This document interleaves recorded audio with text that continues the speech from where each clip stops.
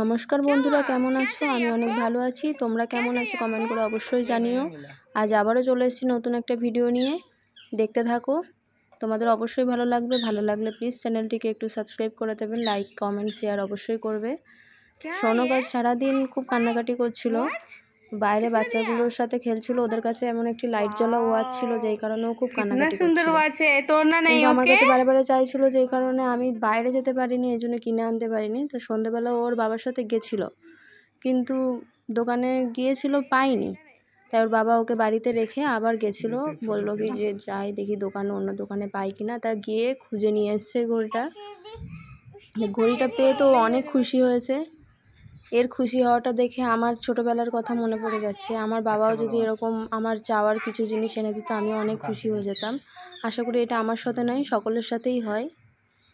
ওর বাবা নিয়ে এসে ওকে পরিয়ে দিচ্ছে, কিন্তু ঘড়িটা মনে হচ্ছে একটু বড় বড় হয়ে গেছে, কারণ ওর হাতটা খুবই ছোট। ও খুব খুশি হয়ে গেছে। ঘড়িটাতে একটা সিস্টেম রয়েছে যে লাইট জ্বলবে, এই জন্য অনেক আনন্দ পাচ্ছে। হাসিটা দেখো। দেখতে থাকো শেষ পর্যন্ত, ভিডিওটা হয়তো অনেকটা ভালো লাগবে। তার মধ্যে তো কাল ছিল জামাই ষষ্ঠী, মানে অ্যাকচুয়ালি ভিডিওটা কালই করে রেখেছিলাম, আজকে আপলোড করলাম। করতে করতে রেডি হয়ে গেছে। তো কে কোথা থেকে দেখছো কমেন্ট করে জানিও। কে জামাই ষষ্ঠীতে গেছো সেটাও জানিও। আমরা তো যেতে পারবো না। দেখো ও বাইরে ওর নিজের বন্ধু বান্ধবদের দেখানোর জন্য দৌড়ে ছুটে পালিয়ে এসছে ঘরের থেকে, সকলকে দেখাবে সেই জন্য এসছে আমাদের পাশের বাড়িতে। ওদের বাচ্চাগুলোরও রয়েছে, ওই যে ওই বাচ্চাগুলোর হাতেতেও দেখো সেম ঘড়ি রয়েছে। ও দেখে খুব খুশি হয়ে গেছে।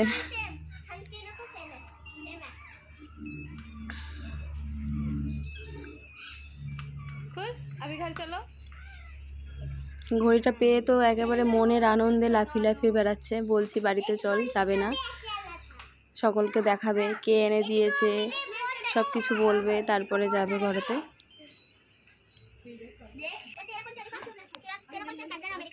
ওর ঘড়িটা যে সব থেকে ভালো সেটাই ওই বলছে, যে আমার ঘড়িটা সব থেকে ভালো।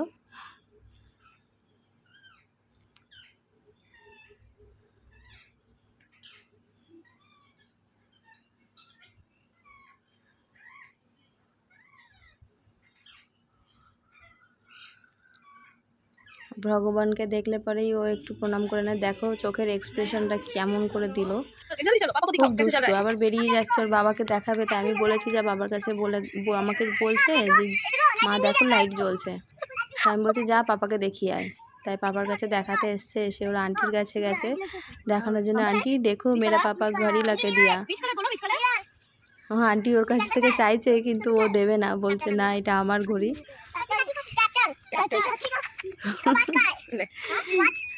দুষ্টু।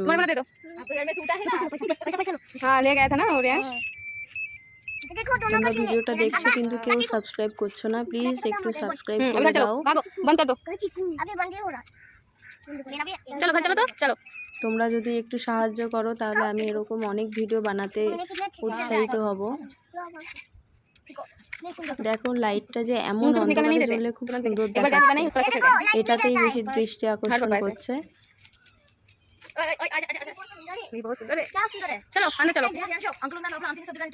আবার ঘরেতে যাচ্ছে, আমি বললাম চলো ঘরে চলো, তাই ঘরের মধ্যে এসছে। এদিকে আমিও, ওরা খেলা করছে, আমি ওদিকে রান্না চাপিয়ে দিয়েছিলাম, যে অনেক রাত হয়ে গেছিলো ওর এই ভিডিও করতে গিয়ে। তাই জন্য একটু ভেবেছিলাম, ওর বাবা বলেছিল যে বিরিয়ানি খাবে, তাই জন্য বলেছিলাম যে বৃহস্পতিবারে করবো নাই। ওর বাবা বলেছে যে এখনই করতে হবে, তার মানে এখনই। সেই জন্য মানে তখনই মাংস নিয়ে এসেছিলো। মাংসটাকে আর ম্যারিনেট করিনি, এমনি নর্মাল মাংসের মতো রান্না করে নিয়েছি।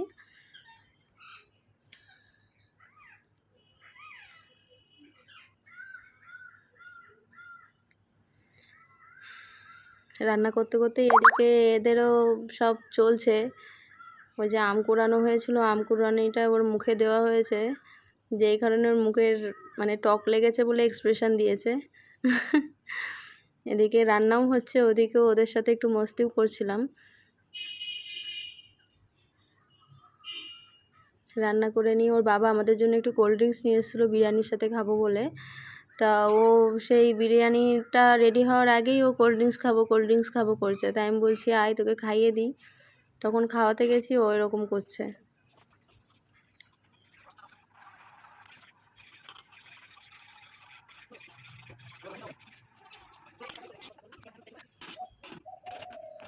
বিরিয়ানি আমাদের রেডি হয়ে গেছে, সকলে চলে আসো খাওয়ার জন্য। আমার ছেলে তো ঝাল খেতে পারে না, এই জন্য ওর জন্য প্রথমে সাদা সাদা ভাত উঠিয়ে নিয়ে রেখে দিচ্ছি, তারপরে আমাদের জন্য প্লেটে নিয়ে নেব। আমার কিন্তু একটু সমস্যা হচ্ছে মনে হচ্ছে বলতে, তবু তোমরা কিছু মনে করো না, এখন নতুন তো একটু সমস্যা হবে।